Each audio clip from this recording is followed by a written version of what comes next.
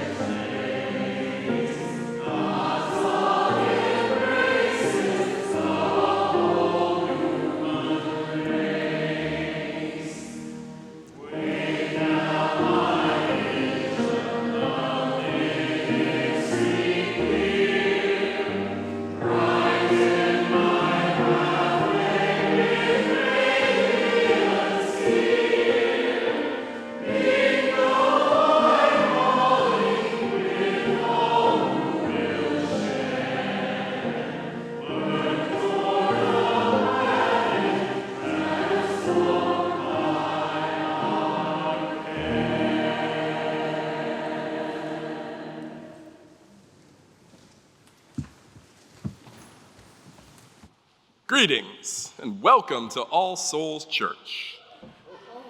My name is John Matthews and I am your worship associate today. My pronouns are he, him. For nearly 200 years, our congregation has sought to live up to the vision inherent in our name, All Souls. Together, we embrace our mission to create a diverse, spirit-growing, justice-seeking, beloved community that transforms ourselves and our world into one great family of all souls. We are a Unitarian Universalist congregation, diverse in many ways, but united in our belief to the inherent worth and dignity of every person, and in the obligation to express our faith through acts of justice and compassion. I'd like to extend a special welcome to those of you who are new to our community. If you're visiting for us for the first time or still just feel a little new, please raise your hand in person or on the Zoom chat so that we can give you an All Souls welcome. Do we have any visitors today?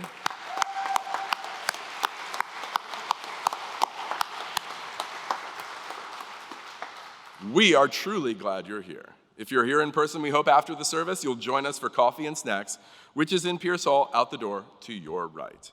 If you do, consider dropping by our brand new welcome corner and saying hi. Our weekly email newsletter is a great way to stay up to date on all upcoming offerings of the church community. If you're online, links to the newsletter sign up and today's order of service are in the chat. If you're here in the sanctuary, the links are on the QR codes on the pew in front of you, and anyone can sign up for the newsletter or access the order of service from our website homepage. All Souls recognizes that our city and our church were built on lands taken from indigenous people. We lament this injustice. The closest village to our church site was Nacotchtank, from which the name Anacostia is derived. The residents were part of the Piscataway group of tribes present in the DC and Maryland regions. Those peoples remain in the region to this day. If you're joining us from further away, I encourage you to research the native people of the land where you reside. And for all of us who aren't native to this land, one way to practice our commitment to the eighth principle is to find out what native organizing is happening in your area and how you can support it. Now is the time we call beholding. If you're on Zoom, open up your gallery screen and greet one another. We can see you, I believe, on big screens in the sanctuary. There you are. Hello, everybody. Give them a wave. If you are physically present here in the sanctuary, please greet each other in the manner that feels safest to you. An embrace, a full-on elbow bump, or just a high five, or a subtle wave. Thank you. Now let's behold one another.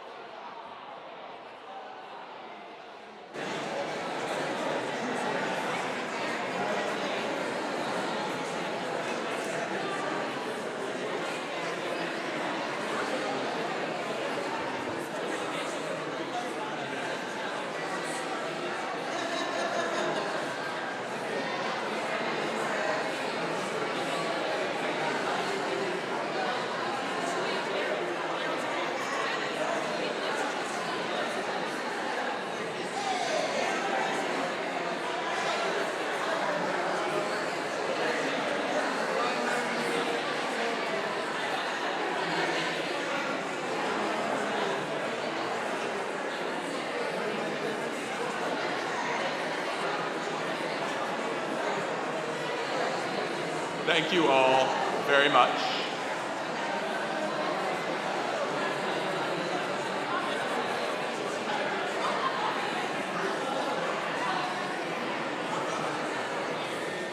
Thank you all very much. I invite you to continue your conversations and your greetings after the service. Thank you so much for beholding one another. Again, welcome to All Souls Church.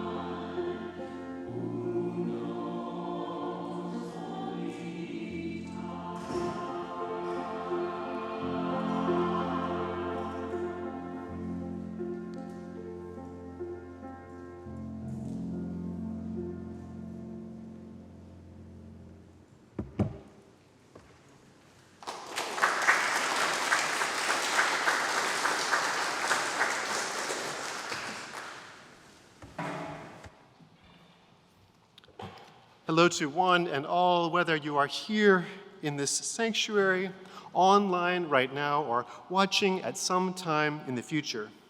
I am Keith Arnold, your acting director of music and arts for the coming year. I use, and you can refer to me using he and him pronouns, and I'm honored to serve today as liturgist for this service. And as liturgist, I am delighted to offer a warm All Souls welcome to our new acting associate director of music. It's a welcome and a welcome back to Angela Powell-Walker.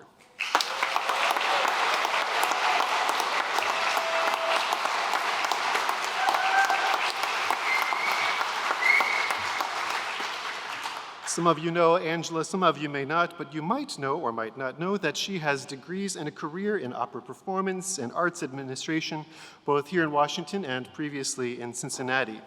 Here at All Souls, many may remember Angela from her time as soprano section leader, 1996 to 2011, and the original director of All Souls Children's Chorus, along with John Strang. Currently, Angela is coordinator of the Classical Voice Department at Howard University and the School of Fine Arts.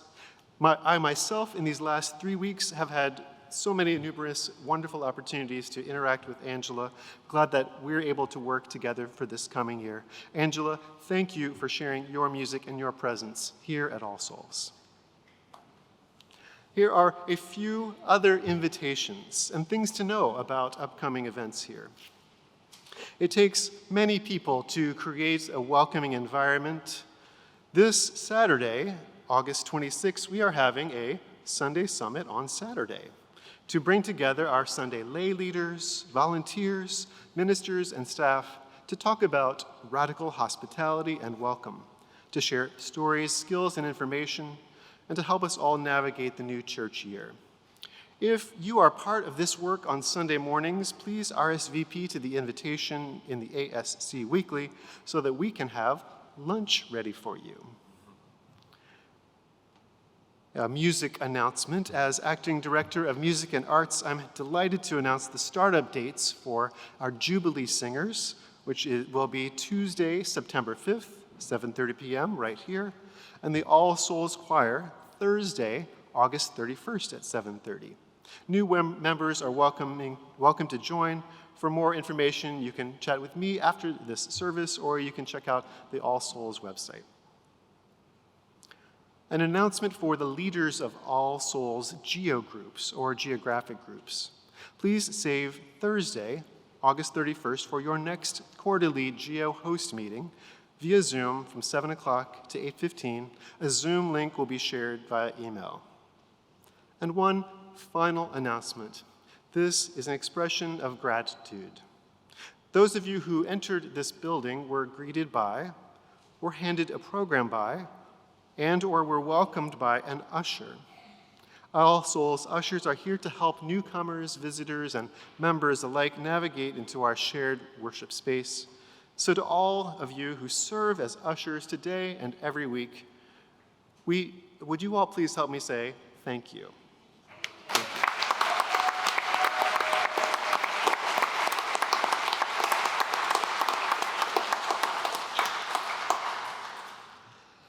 We turn now to our congregational care. Robert Thurston fell last Sunday, had surgery on Monday, and is now at home recovering. We send healing thoughts to Robert and to all those in his circle who are helping to provide care. We also call to mind members of All Souls, as well as those in the wider world, who could use the attention and awareness of those here, of these people of faith.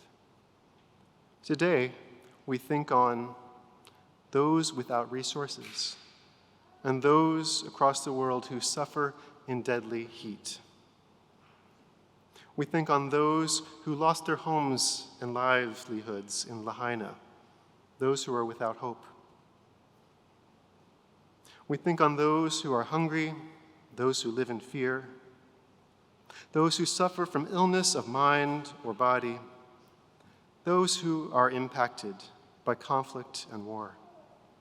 We think on ourselves, if we are any of these, now, or in the past, or for the future.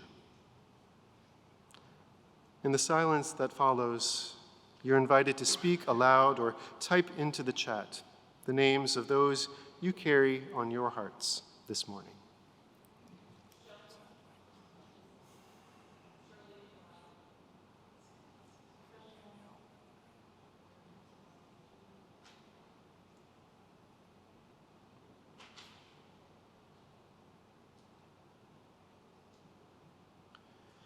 Spirit of life and love, here in this space, together with the gathered people, let us take a moment to feel even more deeply the presence of one another.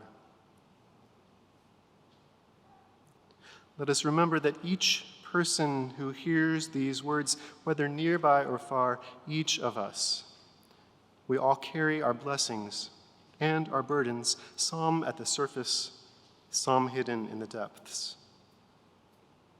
Let us take the opportunity to go deeper, to let one more thing off of our shoulders, to trust in beloved community to help ourselves and help one another, open to the mystery.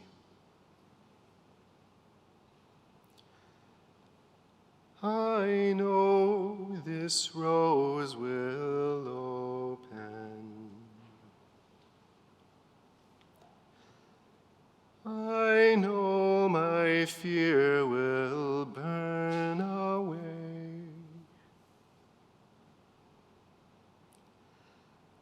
I know my soul will unfurl its wings. I know this rose will open.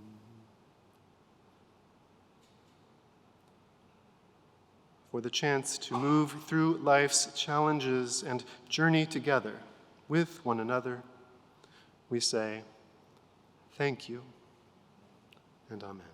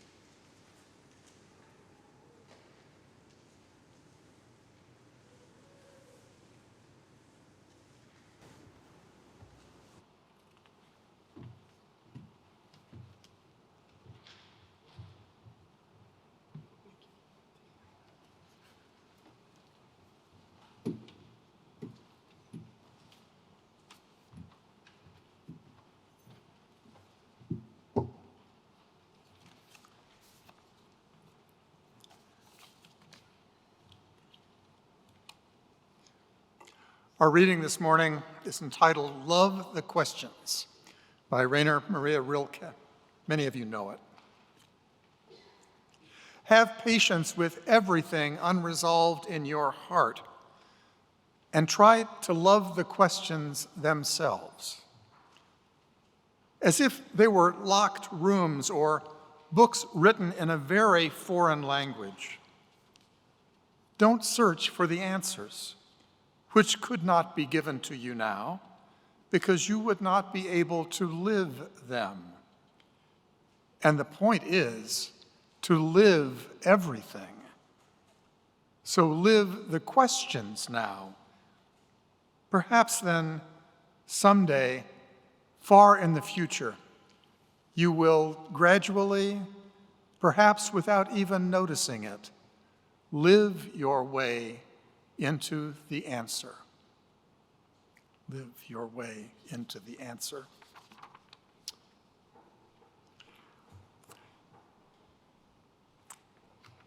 The sermon this morning will emerge as I respond to questions that many of you have submitted, including those of you online. I love sermons like this, I should tell you.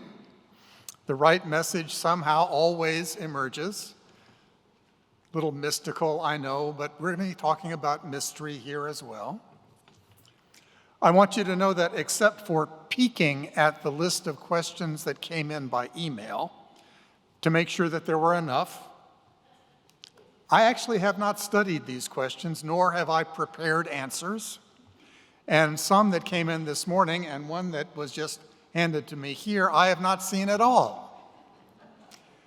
I'm a person of faith, and I'm good with all of this. For those that the questions that came in by email, members of the transition team, which is a group of lay leaders with whom I meet and counsel regularly, reviewed the questions, and they did kind of organize them into clumps so that I might have a chance of answering a few more than if I just read them one after another as they came in. I want to thank the members of the transition team for that work of service. And to thank all of you who submitted questions. There are over 20 of them, and I will respond to as many as I can. I want you to know that all of them will be collected and distributed to all of the program leaders at the church to let you know what, at least at this point in time, was on the minds of the congregation as we gathered here in August. So, the first question. It's actually in 3 parts. Can one be a Unitarian Universalist and believe in God? How do UUs identify as Christian and as a UU? And isn't belief in the Trinity the bedrock of Christian faith?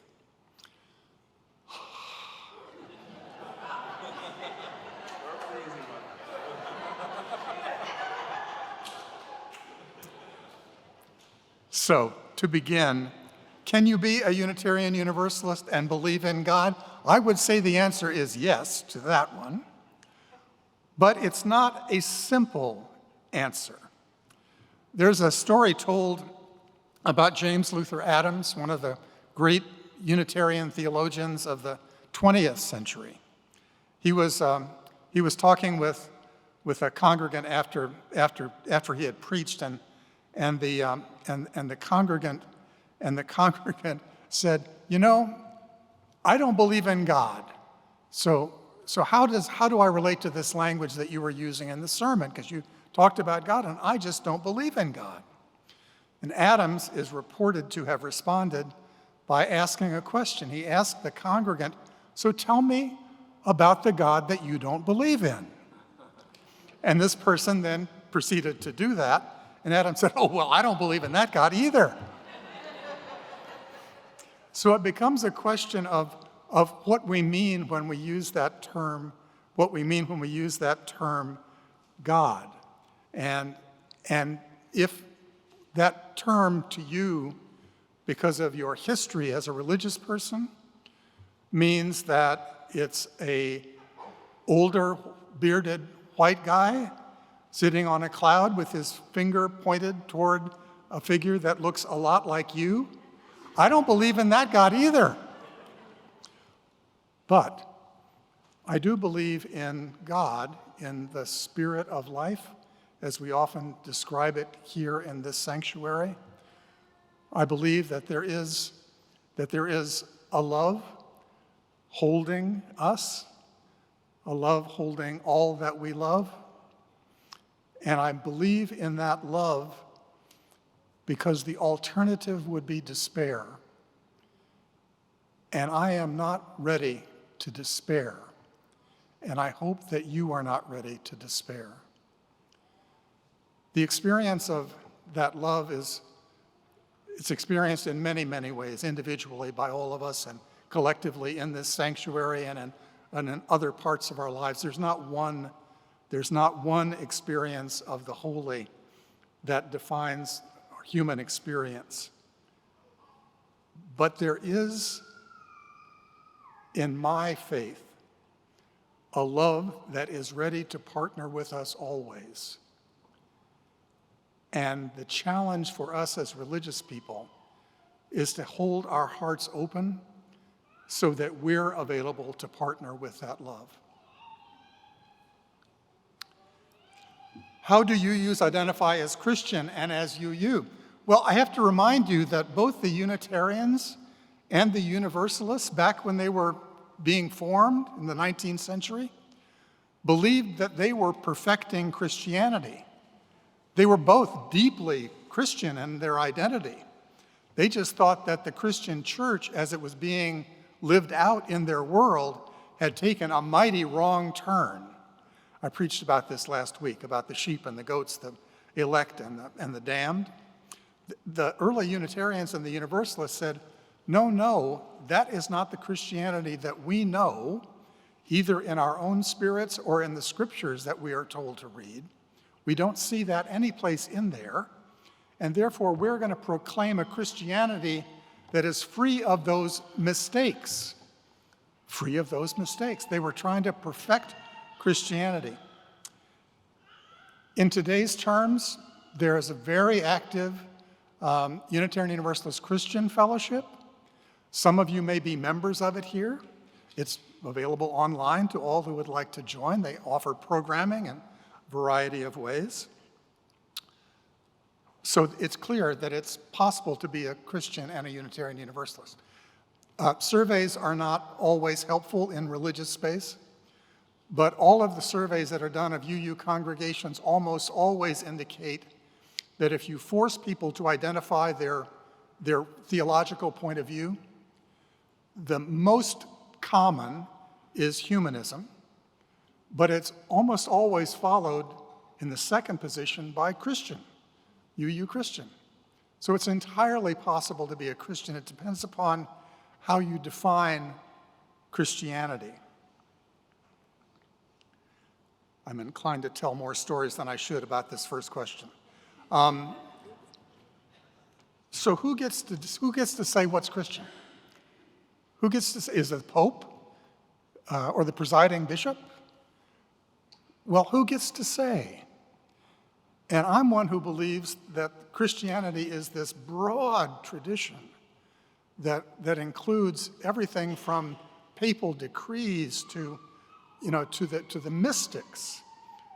Just as Islam includes everything from the Ayatollah to the dervishes, and they're reaching out and twirling to find God in their lives. These are broad traditions that have plenty of room for your and my experience of the holy. Not what we think about, but our experience of the holy.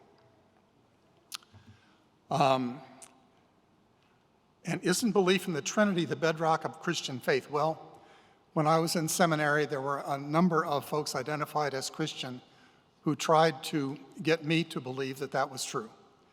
There was a lot of energy, said, Bill, you really should be a United Church of Christ minister or a disciples minister. Come on over, leave Unitarian Universalism. But that was not where my heart was and where my own spirit was. There's nobody who decides for you what Christianity means, what Unitarian Universalism means. That's a matter between you and the Spirit as it moves through you. That's a wonderful first question. Here's the second. From time to time, I make a prayer request, usually to help others, not myself, but my prayer requests never get answered. Is it that God does not answer prayer requests? Is he very selective? In which case it seems that God's choices are somewhat arbitrary. How many of you pray, right? Many of you pray? Do you ask for things in your prayer? No? Some yes, some no? Yes? The question that I hear underneath here is, what is the nature of this God to which you're praying? Is God all-knowing, all-powerful? Does God make every decision in the world, every decision in your own life?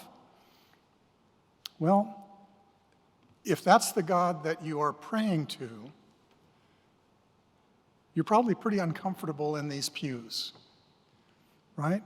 Because it's our theological belief that although there's a spirit of life, and although many of us do believe in God as we understand that spirit, we also believe in, it's called human agency, in our ability to shape our lives and to shape our world. That's actually a very important part of our theology. It's how we manage to engage in justice, how we're called to justice so profoundly. And so if you're praying to a God that you expect to control things in your life,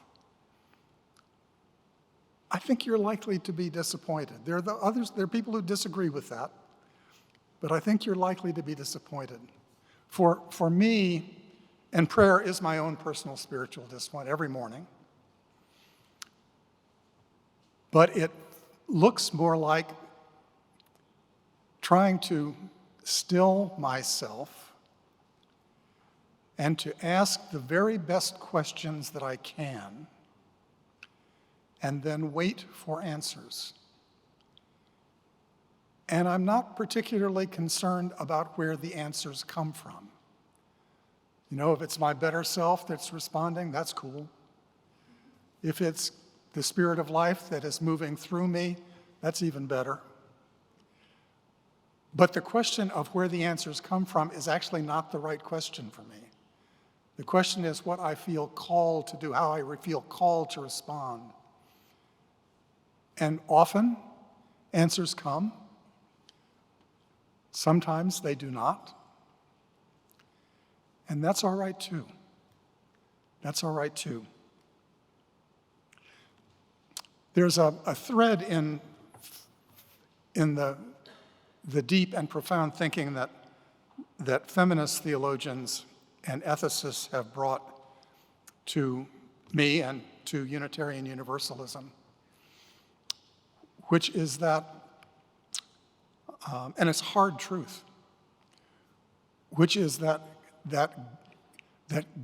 God or the Spirit is not a God or a Spirit that wants anything. That God or the Spirit of life is not filled with desire for a particular outcome in the world, right? Instead, they believe that there's infinite possibility.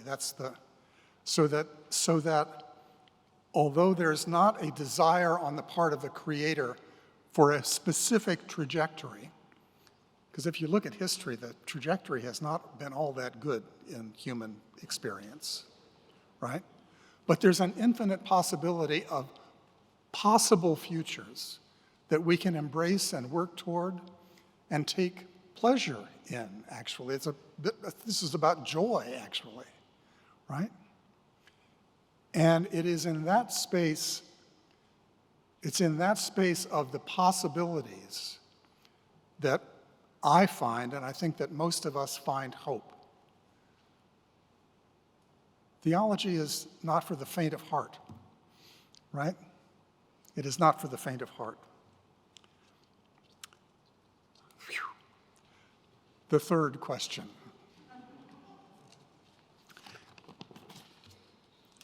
How do I return to faith when I've abandoned it, neglected it for so long?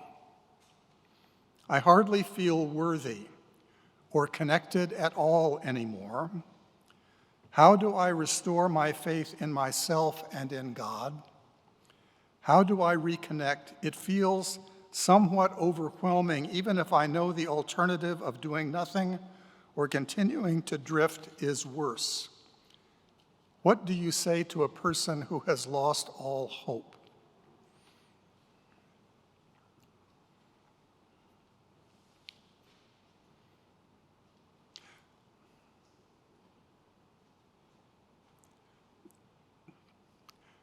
I think the first thing for me to say is that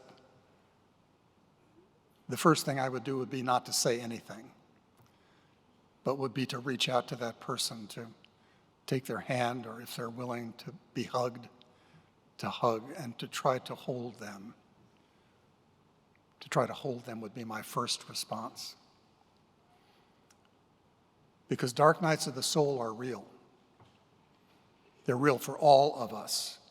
So if you're feeling particularly disconnected from the Spirit and unworthy, as this questioner said, I want to tell you that you are not unique and you are not alone, and that there are people here who will hold you and help you heal. That is the first message. There are plenty of opportunities for connection, and there are going to be more in the fall. There's core connections. You'll hear about that as we start the church year. Take advantage. There are many identity-based groups and theologically based groups here at Souls groups of a whole range of types. There are plenty of opportunities where you can take a first step back. Because the way back is always by a first step. And as Dr. Martin Luther King said, you do not need to be able to see the top of the staircase to take the first step. But you do have to take it. You do have to take it. My heart goes out to that questioner. I'm holding you, whoever you are, as are we all.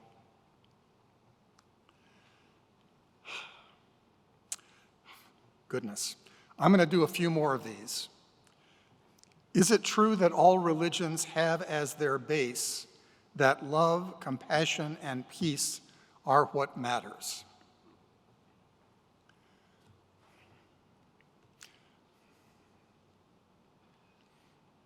Love, compassion, and peace those threads are common throughout all of the great faith traditions of the world. That is true. But they are not all that matter, right? Because evil and harm also matter. And many of us have the experience of evil and harm in our lives. Some of us have the experience of having done harm, done evil. Evil is a complicated term, but stay with me. Evil also matters because as religious people, we have not been promised a Garden of Eden. Even in the Judeo-Christian story, the Garden of Eden is behind us, right? We have been given a world which is complicated, which is filled both with great beauty and great tragedy. And the challenge of living a religious life is to be able to be present to both the great beauty and the great tragedy, to hold them both and still retain the ability to hope and celebrate. and express joy and share joy. That's the religious challenge for us. Let me take a look at one that I did not see before.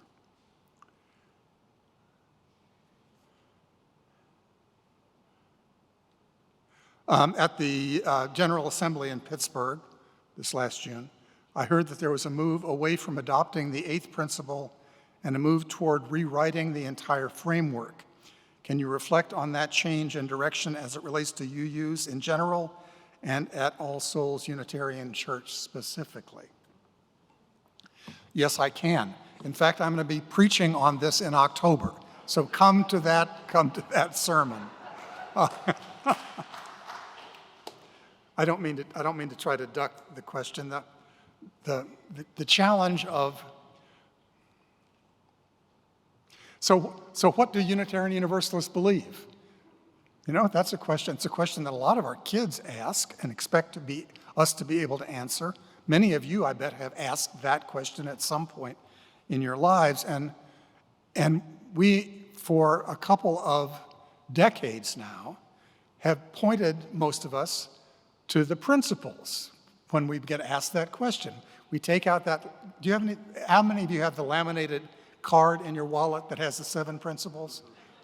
More than a few. You don't have to hold your hands up. I understand. Right. We've pointed to the principles as a definition of what it means to be a Unitarian Universalist.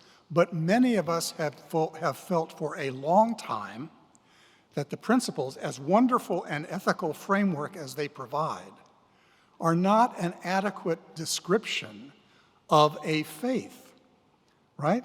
Wonderful ethical principles, but they're not a description of a faith.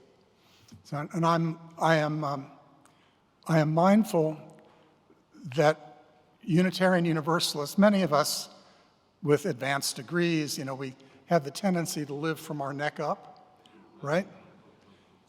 But faith is not lived from the neck up. The head is involved, right? But it's not lived from the neck up. The language of credo is language that I've studied. Our young people develop credos. Many of you probably have developed credos of your beliefs in one class or another, roots and wings, and so on. The language of credo is actually not about belief. It is not from that neck up. Credo actually means what you set your heart upon, what you are willing to set your heart upon. And I'm looking for a Unitarian Universalism that is not afraid of that question and is able to bring an authentic response which recognizes the complexity of living in this world, that is willing to bring an authentic response and still be able to say, this I will set my heart upon, this I am willing to stand for, pardon the ableist language, this is central to my being and to our being together as a religious community.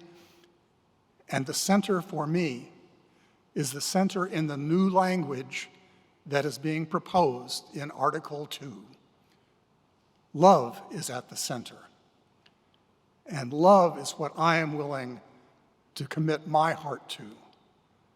Imperfectly, have to come back after failing time and time again. But that's what I think we should be able to commonly say is at the center for us. Wow.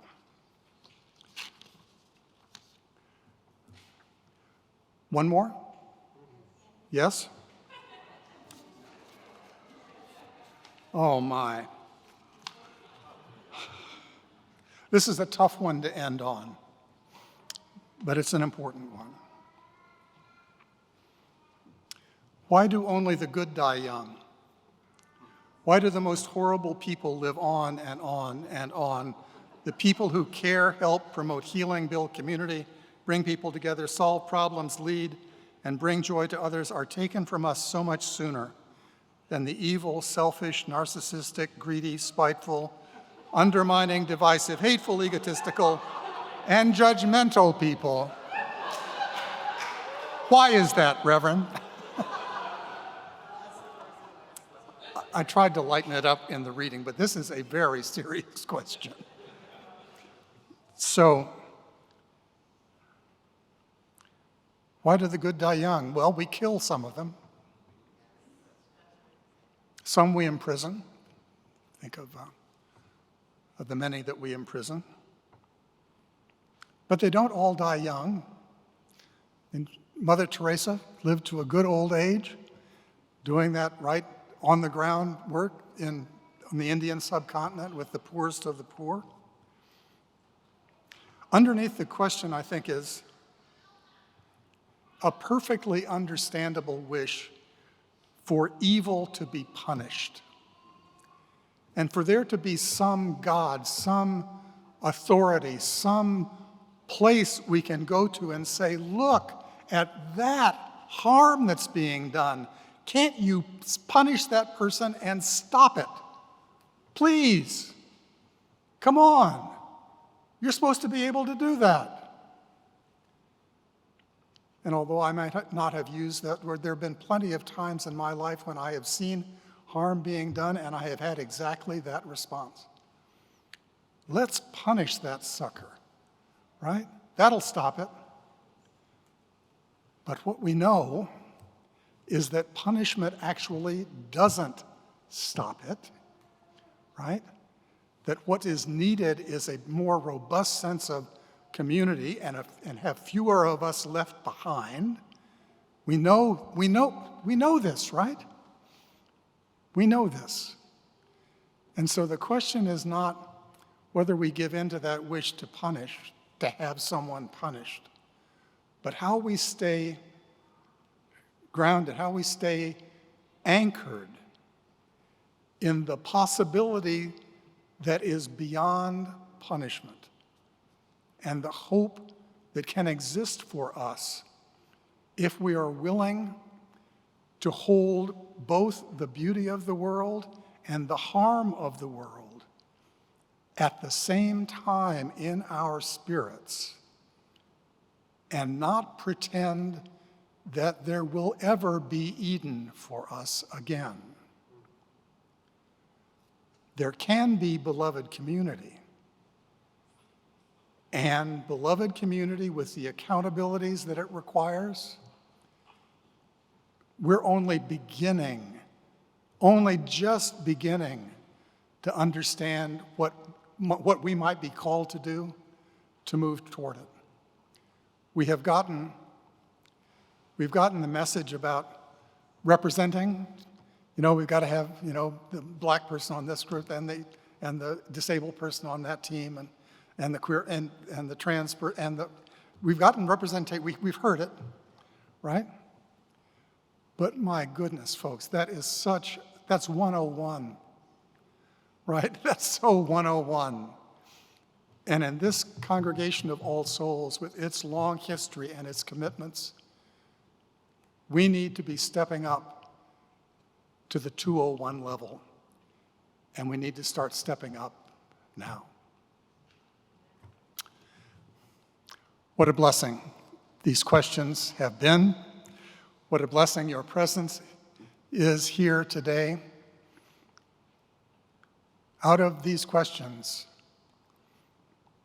and the open hearts that they reflect, beloved community can be built. Ashe and amen.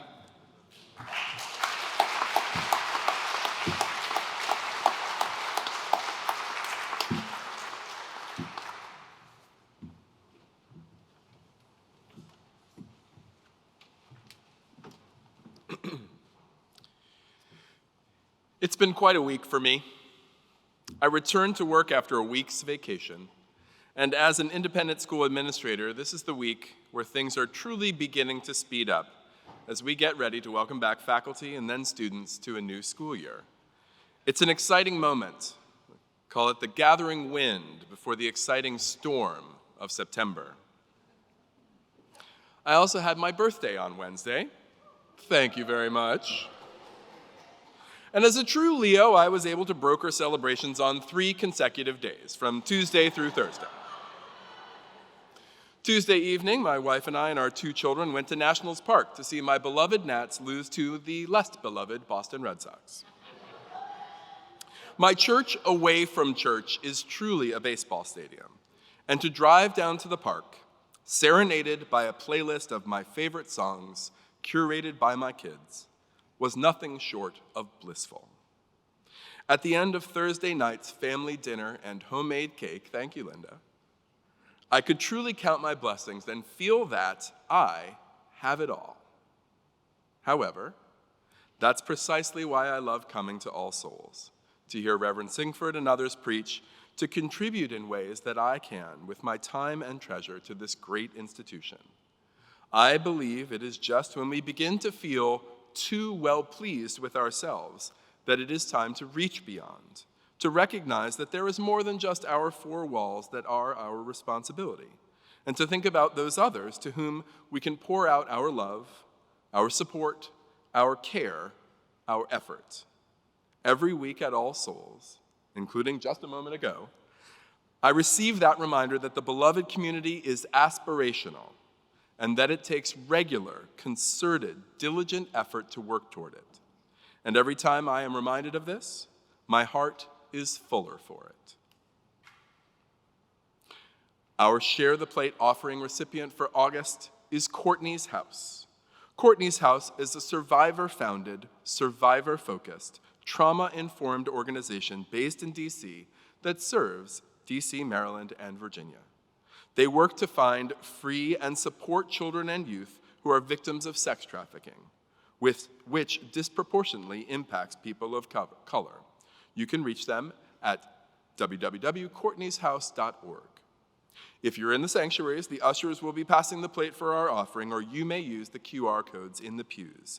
You can also text to All Souls by sending ASCU to 73256. If you're on Zoom, click the link in the chat, which will direct you to All Souls online giving. Thank you for your generosity and all the many gifts you offer in love for this congregation. The offering will now be gratefully received. Thank you.